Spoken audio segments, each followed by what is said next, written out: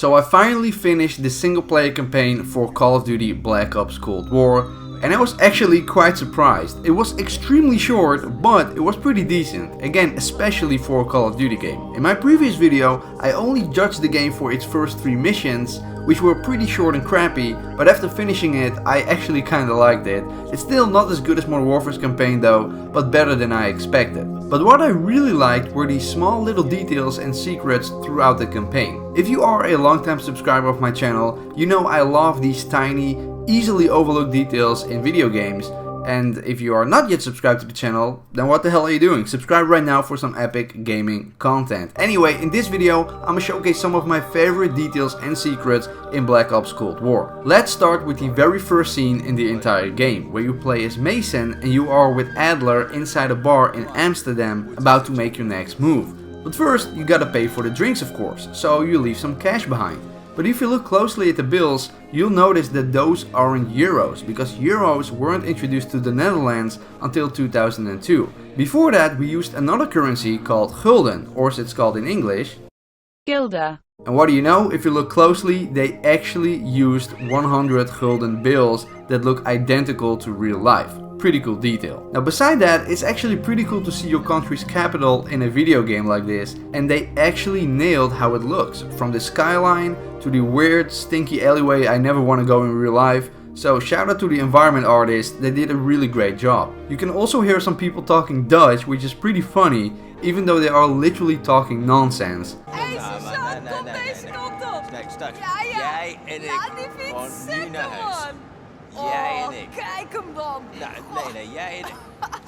Also in this house there are some AK-47s in this umbrella holder. I don't know, just wanted to put it out there. Now let's check another cool detail. Remember this scene from Inglourious Basterds? Can you do it? I have to.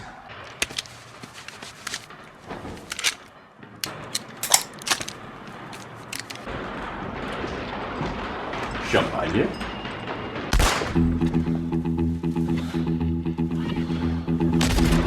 Well, look what's laying around in the Berlin HQ. Pretty cool, these were called Sedley glove guns and they actually existed in real life as well, albeit in very small numbers. Speaking of numbers, let's check another cool detail, which is kind of a reference to the original Black Ops 1. In certain places on the WMD map, when you play as Mason, you can inspect, certain things, certain crossbow bolts, which will trigger these numbers effect on the screen. And I'm sure you know what that reference is. The numbers, Mason.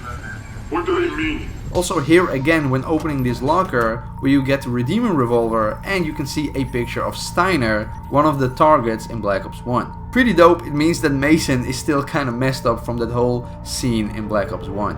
And now that we are talking about old school references, how about we go really old school? Retro even. In multiple places in the campaign you can find these retro arcade games that are fully playable, and the funny thing is these are actually real Activision arcade games from back in the 80s.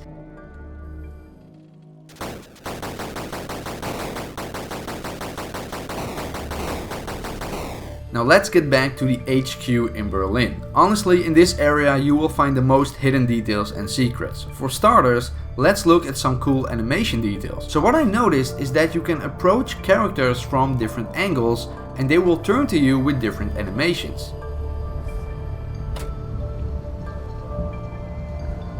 Bell.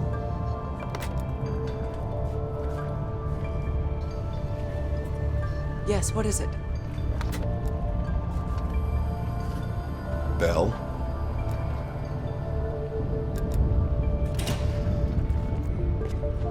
Yeah, what's up?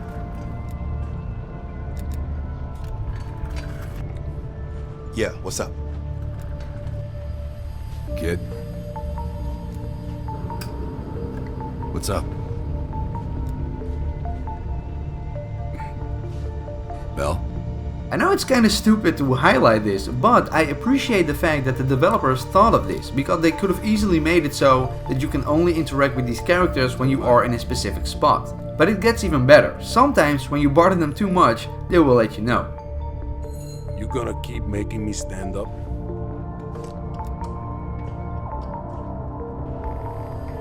And you're back. Staying in the HQ, let's talk about Adler, by far the best character in this entire game. Way better than Mason in my opinion. Mason in Black Ops Cold War He's too cool, man. I mean, look at this. Later, Bell.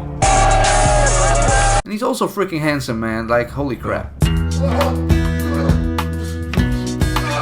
Anyway, back to Adler. I really like his character. Awesome voice, very cool design, and even cooler background. As you may have noticed, a lot of information about him is classified.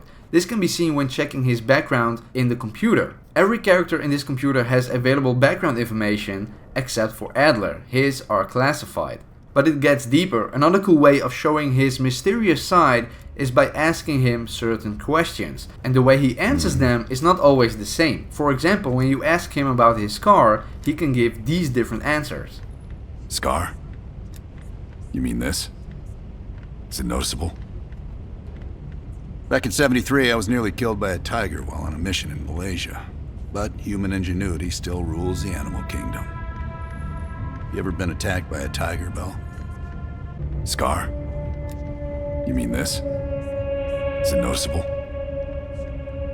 You know what they say about kids falling in with a bad crowd? Well, let's just say I fell in with the worst part of the bad crowd. The girl wasn't worth it. Believe me. Another instance is when he returns from his phone call and you ask him what the call was about. Kid? Bell, you're a spy, but let's keep it outside the building, not inside. Understand? Kid?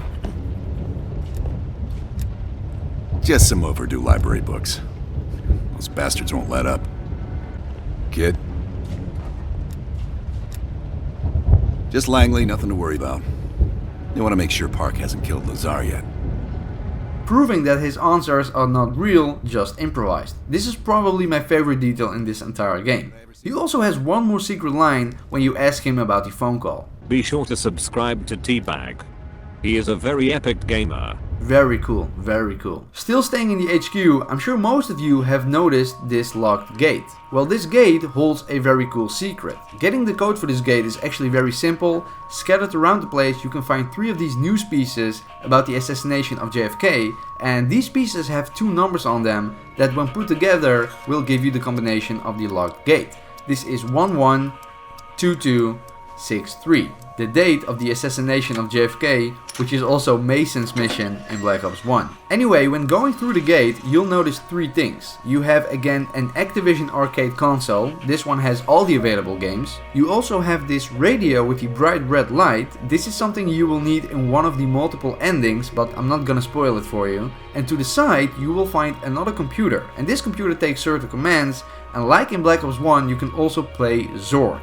And if you don't know what Zork is, look it up, it's really old. Now let's leave the HQ in Berlin for a moment and focus on probably the coolest mission in this entire game, the KGB Headquarters mission. In this mission you play as a Russian double agent working for the CIA. Here you can free roam the building and notice some cool things. Obviously, first of all, a giant statue of Lenin. You can also overhear an interesting conversation of 2 KGB personnel writing a fake letter to some British address. And with that, I would like to invite you to our party on That's fine. Wait, isn't party an American term? Wouldn't it be tea if he's British?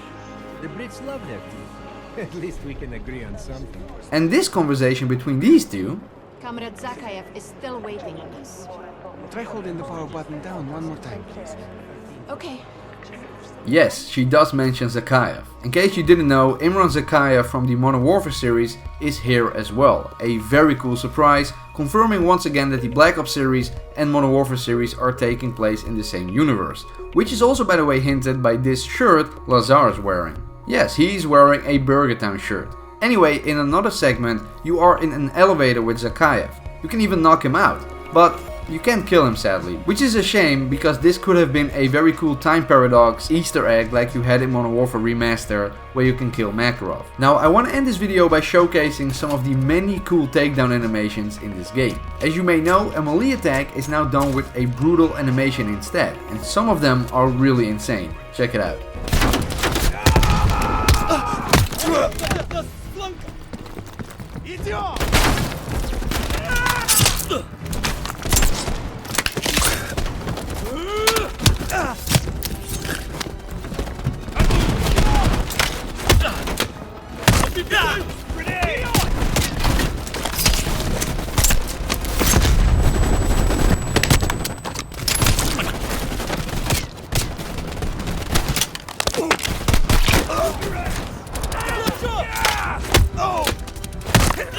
Anyway guys, that's about it for the video. I hope you enjoyed. If you made it this far, then consider subscribing if you haven't already. Of course, liking the video always helps a ton. And of course, join the Discord server, link is down below. And with that being said, I see you guys next time.